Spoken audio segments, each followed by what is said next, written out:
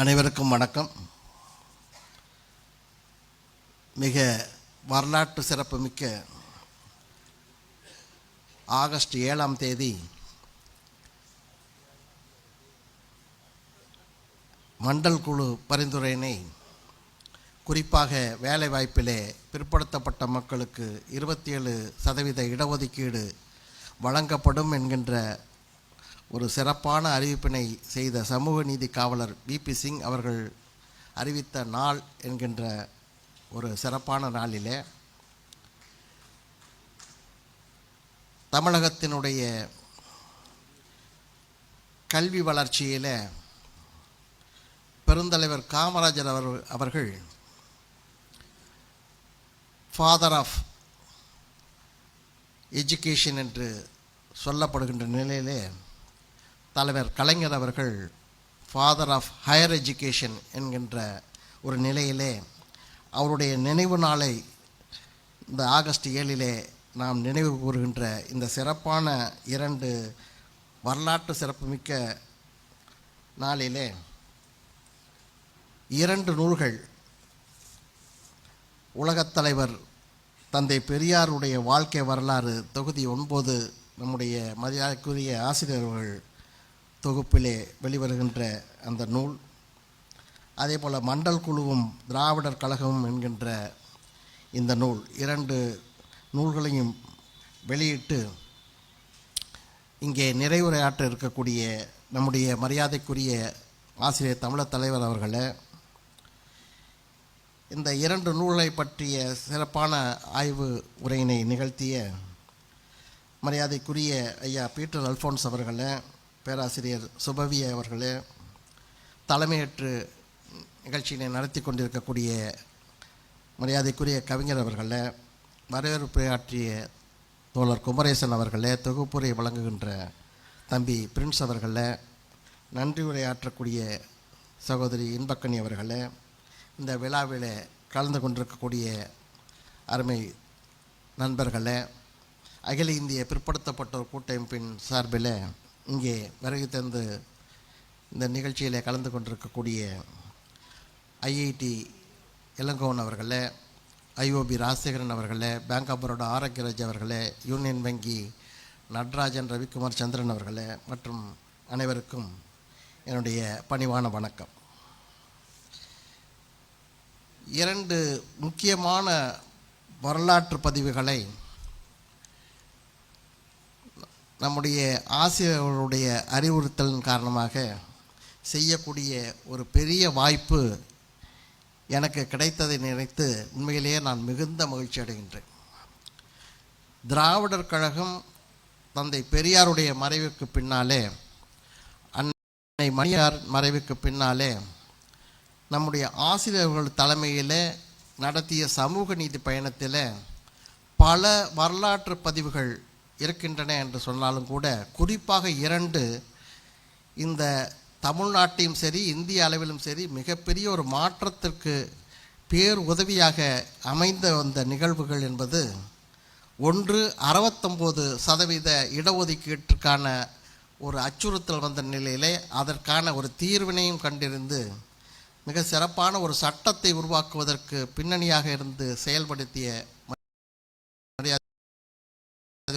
பணியினை, திராவிடர் கழகம் செய்த அந்த பணியினை ஒரு தொகுப்பாக 69% இடஒதுக்கீடு ஏன், எதற்கு, யாரால் என்கின்ற தலைப்பிலே வெளிவருவதற்கு ஐயா அவர்களுடைய அறிவுறுத்தலின் காரணமாக அந்த நூல் வெளிவந்தது. அது ஆங்கிலத்திலும் வெளிவந்து இன்றைக்கு அநேகமாக இந்தியாவுடைய அனைத்து முதலமைச்சர்கள் கையிலும் அது இருக்கின்றது, அந்த ஆங்கில நூல். ஏனென்று சொன்னால் அந்த 69% இடஒதுக்கீட்டிலே தான் இந்தியாவிலேயே முதலாக ஒரு அரசாணை என்பது சட்டமாக இயற்றப்பட்ட ஒரு வரலாறு என்பது ஆசிரியருடைய அந்த நுண்ணறிவினாலே ஒரு வரைவு திட்டம் அனுப்பப்பட்டு அன்றைய முதலமைச்சர் ஜெயலலிதா அவர்கள் ஏற்றுக்கொண்டு சட்டமாக்கி, அதற்கு பின்னாலே ஆசிரியர்களுடைய அறிவுறுத்தலின் காரணமாக அதனை 9வது அட்டவணையில் சேர்த்தால் நீதிமன்றத்தின் அந்த பல்வேறு சிக்கலிலிருந்து நாம் தப்பிப்பதற்கு வாய்ப்பு உண்டு என்கின்ற அந்த கருத்தினையும் ஏற்றுக்கொண்டு அது 9வது அட்டவணையிலேயே இடஒதுக்கீடு சேர்க்கப்பட்ட வரலாறு என்பது இந்தியாவிலே தமிழ்நாட்டில் தான் அது நம்முடைய ஆசிரியர்களுடைய பணியின் காரணமாக. அந்த வரலாற்று தகவல்களை எல்லாம் தொகுக்கக்கூடிய ஒரு வாய்ப்பு எனக்கு ஐயா அவர்களுடைய அறிவுறுத்தல் காரணமாக கிடைத்தது. அது இன்றைக்கு ஆங்கில நூலாக வந்த நிலையில் மரியாதைக்குரிய நிதிஷ்குமார் அவருடைய கையிலே இன்றைக்கு அந்த நூல் இருக்கின்றது. அதனால தான் அவர் இப்பொழுது அங்கே 65% இடஒதுக்கீட்டுக்கான சிக்கல் வந்த நிலையில் அவர் உச்சநீதிமன்றத்துக்கு சென்ற நிலையில் உடனடியாக அந்த புத்தகம் அனுப்பப்பட்டு கடிதமும் எழுதப்பட்டது நம்முடைய கூட்டமைப்பின் சார்பில். இந்த முறை நீங்கள் உச்சநீதிமன்றம் செல்வதை விட 9வது அட்டவணையில் சேர்ப்பது தான் சரியாக இருக்கும் என்கின்ற அந்த பதிவினை செய்கின்ற இன்றைக்கு நிதிஷ்குமார் அவர்கள் அந்த சட்டத்தினை 9வது அட்டவணையில் சேர்ப்பதற்கான முயற்சியிலே இறங்கியிருக்கின்றார். அதற்கு இந்த நூல் ஒரு ஆதாரமாக அவர்களுக்கு ஒரு பக்கபலமாக இருக்கின்றது. குழு 69% இடஒதுக்கீட்டை தொகுக்கின்ற பொழுது அவ்வளவு சிரமங்கள் தெரியவில்லை. ஏனென்றால் அது ஒரு 1.5 ஆண்டுகளிலேயே அதற்கான வெற்றியினை நாம் பெற வாய்ப்பினை ஐயா அவர்கள் தந்தார்கள். ஆனால் மண்டல் குழு பரிந்துரை என்பது ஏறத்தாழ 14 ஆண்டுகள் 1980 முதல் 1993 வரை என்பது திராவிடர் கழகம் ஐயா அவர்கள் தலைமையிலே நடத்திய அந்த செயல்பாடுகள், போராட்டங்கள், மாநாடுகள், பல தலைவர்களை சந்திப்பது, இந்தியா முழுவதும் சுற்றுப்பயணம் என்பது மிகப்பெரிய ஒரு பயணமாக அமைந்தது என்று சொன்னால், அதனை தொகுக்கக்கூடிய அந்த பணி என்பது உண்மையிலேயே மிகப்பெரிய ஒரு கடினமான பணியாக அமைந்தது. ஏனென்றால் அவ்வளவு செய்திகள், விடுதலையில் பல பக்கங்கள் அதற்காக செய்திகளை தாங்கி கொண்டிருக்கக்கூடிய நிலையில் என்னுடைய வேண்டுகோளை ஏற்று எங்களுடைய கூட்டமைப்பில் இருக்கக்கூடிய பல தோழர்கள், ஏறத்தாழ 25 தோழர்கள் தொடர்ந்து 2 வாரங்கள் சனி ஞாயிறில் இங்கே வந்து இந்த நூலகத்திலே அத்துணை விடுதலையும் எடுத்து அந்த பதிவுகளெல்லாம் எந்தெந்த பக்கங்களிலே இது சம்பந்தமான செய்திகள்லாம் இருக்கின்றன என்கின்ற குறிப்பினை எல்லாம் வைத்து அதற்கு பின்னாலே தான் என்னாலே தொகுக்க முடிந்தது. அதிலேயும் இந்த 14 ஆண்டு கால இந்த பதிவு என்பது இதில் முழுமையாக இருக்கின்றது என்பதை என்னால் உறுதியாக சொல்ல முடியாது. என்று சொன்னால் 188 பக்கத்தில் இது அடக்கி இருக்கின்றோம். ஆனால் குறிப்புகள் இருக்கின்றன, அதை வைத்துக்கொண்டு நாம் இன்னும் விரிவாக செய்திகளை தெரிந்து கொள்ள முடியும். ஆனால் இந்த 14 ஆண்டுகளிலே அதில் இருக்கக்கூடிய அந்த செய்திகள் ஆசிரியர் அவர்கள் ஒவ்வொரு கட்டத்திலும் அதை நகர்த்தக்கூடிய விதம் என்பது நிச்சயமாக நம்முடைய அரசியல் தலைவர்களுக்கு மிகப்பெரிய ஒரு பாடமாக அமையும் என்பதில் எந்த சந்தேகமும் இல்லை.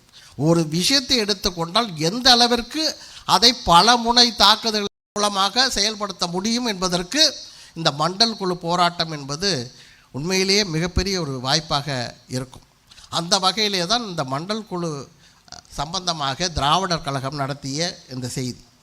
இதனை நான் ஓரளவு தொகுத்தேன் என்று சொன்னாலும் கூட இதனை செம்மைப்படுத்துகின்ற பணியை நம்முடைய பேராசிரியர் நாம் சீனிவாசன் அவர்கள் செய்து கொடுத்தார்கள். அவருக்கு எனது நன்றியை தெரிவித்துக் கொள்கின்றேன்.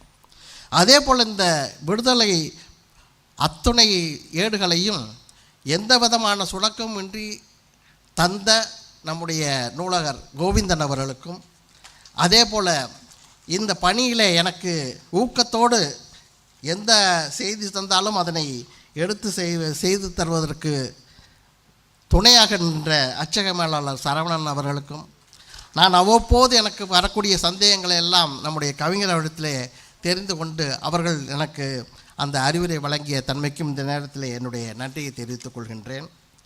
இந்த நூலை பொறுத்தவரையில் பல வரலாற்று செய்திகள் அதில் பின்னிணைப்பாக ஒவ்வொரு காலகட்டத்திலும் இந்த இயக்கம் எவ்வாறு செய்திருக்கின்றது என்ற ஒரு தொகுப்பு இருக்கின்றது. அதுவே ஒரு பெரிய செய்தியாக அமையும். அது மட்டுமல்லாமல் இந்த நூலிலே முதலிலே ஆசிரியர் அவர்கள் சொல்லக்கூடிய அந்த நினைவலைகள் 33 பக்கம், அதுவே இந்த மண்டல் குழு தொடர்பாக இந்த இயக்கம் செய்த பல செய்திகளை அவர்களே சுருக்கமாக சொல்லியிருக்கின்றார்கள். இந்த மண்டல் குழு பரிந்துரையை பொறுத்தவரையிலே அதை நிறைவேற்றுவதற்கு இன்றைக்கு பலரும் அது நாங்களும் செய்தோம் என்று சொல்லி கொண்டிருக்கின்றார்கள். அதில் ஒன்றும் தவறும் கிடையாது. இது ஒன்றும் நாம் தான் இதற்கான மொனாப்பொலி என்று எங்கேயும் இந்த நூலில் சுட்டி காட்டவில்லை. ஏனென்று சொன்னால் எப்பொழுதுமே விக்டரி ஹாஸ் மெனி ஃபாதர்ஸ். அந்த வகையில் பலரும் இதில் உரிமை கொண்டாடுவதற்கு வாய்ப்பு இருக்கின்றது. அதில் ஒன்றும் தவறு கிடையாது. ஆனால் இந்தியாவிலேயே ஒரு இயக்கம் தொடர்ந்து 14 ஆண்டுகள் தொடர்ச்சியாக 42 மாநாடுகள், 16 போராட்டங்கள் இந்தியா முழுவதும் நடத்தி, டெல்லியிலே நடத்தி, அதற்காக ஆயிரக்கணக்கான தோழர்கள் சிறை சென்றார்கள் என்கின்ற வரலாறு இந்த இயக்கத்தை தவிர வேறு எந்த இயக்கமும் கிடையாது. அது மட்டுமல்ல, இதில் குறிப்பாக 1990 விபி சிங் அவர்கள் அறிவிக்கின்றார்கள், உடனடியாக உச்சநீதிமன்றம் தடை விதிக்கின்றது. தடை விதித்த உடனேயே 10/10/1990 உச்ச நீதிமன்ற அந்த தீர்ப்பின் நகல்களை திராவிட கழக தோழர்கள் தமிழ்நாடு முழுவதும் எரிக்கின்றார்கள். எந்த இயக்கமும் இந்தியாவிலே செய்ததாக எனக்கு தெரிந்த குறிப்பு கிடையாது. அடுத்ததாக 13/10/1990 நீதிபதி ரங்கநாத் மிஸ்ரா காஞ்சிபுரம் வருகின்றார். இந்த தீர்ப்பை அவர் தடை செய்த நீதிபதி என்கின்ற காரணத்தினாலே திராவிடர் கழகம் கடுமையான, அவர் வந்தால் நாங்கள் எதிர்ப்போம் என்று ஆர்ப்பாட்டத்தை அறிவிக்கின்றார் ஆசிரியர். அவர் இந்த காஞ்சிபுரம் வருவதற்கு தன்னுடைய பயணத்தையே ரத்து செய்திருக்கின்றார். அடுத்ததாக 27/10/1990 நீதிபதிகளில் கொடும்பாவி எரிக்கப்பட்டிருந்தது.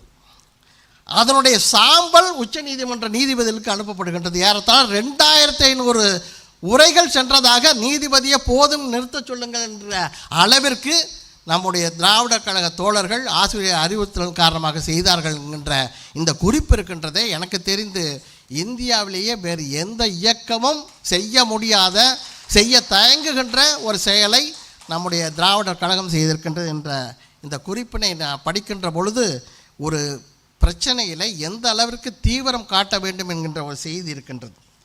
அது மட்டுமல்ல, 50% இடஒதுக்கீடு உச்சநீதிமன்ற தீர்ப்புக்கு பின்னாலே நவம்பர் 16, 1992 50% இடஒதுக்கீட்டுக்கு மேலே போகக்கூடாது என்ற தீர்ப்பு வந்த பொழுது உடனடியாக ஆசிரியர் அவர்கள் அதற்கான ஏற்பாட்டினை செய்து தமிழ்நாடு அரசுக்கு நீங்கள் 50% இடஒதுக்கீட்டு இருக்கலாம் என்று தீர்மானம் நிறைவேற்றி மத்திய அரசுக்கு அனுப்புங்கள் என்று சொல்லுகின்றார். அன்றைக்கு ஆட்சியில் இருந்த ஜெயலலிதா உடனே செய்கின்றார்.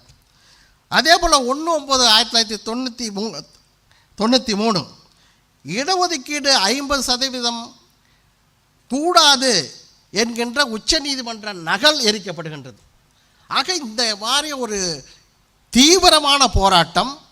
அது மட்டுமல்ல, இந்தியாவிலேயே இந்த பிரச்சனையில் அனைத்து தலைவர்களும் சந்தித்த ஒரே தலைவர் நம்முடைய ஆசிரியர் அவர்கள் தான். எல்லா மாநிலம், அவர் போகாத மாநிலமே கிடையாது, சந்திக்காத தலைவர்களே இல்லை. அன்றைக்கு ஜெயல்சிங் அவர்கள் ஜனாதிபதியாக இருக்கக்கூடிய அவரையெல்லாம் சந்தித்து, அதற்கு பிறகு உள்துறை அமைச்சராக இருக்கின்றார். அவருடைய ஒப்புதலை எல்லாம் பெறக்கூடிய அளவிற்கு தீவிரமான பயணங்கள். என்று இந்தியா முழுவதும் இந்த பிரச்சனைக்காக ஒரு தலைவர், ஒரு இயக்கம் தொடர்ந்து போராடி வந்திருக்கின்றது என்பதை இந்த நூலிலே குறிப்புகளாக தந்திருக்கின்றோம்.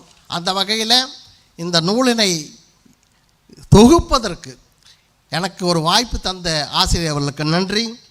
ஏறத்தாழ 14 ஆண்டுகள் ஐயா அவர்களே அதில் அந்த நினைவுகளில் சுட்டி காட்டியிருக்கின்றார். 48 வயதிலே தொடங்கிய போராட்டம் 62 வயதிலே அந்த போராட்டம் 93 அதனுடைய நடைமுறை வந்த பொழுது ராஜசேகர் ஆச்சாரி என்கின்ற முதல் ஐஏஎஸ் அதிகாரி அவர் வந்த பொழுது ஆசிரியர் அவர்கள் தான் விபி சிங் அவர்களுக்கு தொலைபேசியிலேயே அந்த செய்தியை சொல்லுகின்றார். அமெரிக்காவில் இருக்கின்றார் விபி சிங் அவ்வளவு மகிழ்ச்சி. ஆக அந்த அறிவிப்பு செய்த விபி சிங் அவர்களுக்கு முதல் தகவலை சொன்னவரும் ஆசிரியர் அவர்கள் தான். ஆக இந்த 14 ஆண்டுகளை பற்றி ஆசிரியர் 5 வரியில் சொல்லிய செய்தி இருக்கின்றது. அதுவே இந்த போராட்டத்தினுடைய தன்மையை விளக்கும். பரபரப்பு மிகுந்த காலம், பயணங்கள் நிறைந்த காலம், பயன் விளைவிக்க உழைத்த காலம், போராட்டங்கள் நிகழ்த்திய காலம், சாதனைகள் படைத்த காலம் என்று சுருக்கமாக இந்த 14 ஆண்டுகளுடைய திராவிடர் கழகத்தினுடைய போராட்டத்தை தலைவர் அவர்கள் விவரித்திருக்கின்றார்கள். இவையெல்லாம் இந்த நூலிலே இடம்பெற்றிருக்கின்றது. இத்தகைய ஒரு சிறப்பான வாய்ப்பினை எனக்கு தந்த ஆசிரியர்களுக்கு இந்த நேரத்திலே நன்றி தெரிவித்து, இதே போல பல தொகுப்புகளையும் செய்வதற்கு இது ஒரு முன்மாதிரியாக எனக்கு இன்னும் ஊக்கமளிப்பதாக இருக்கும் என்று சொல்லி நிறைவு செய்கின்றேன். நன்றி, வணக்கம்.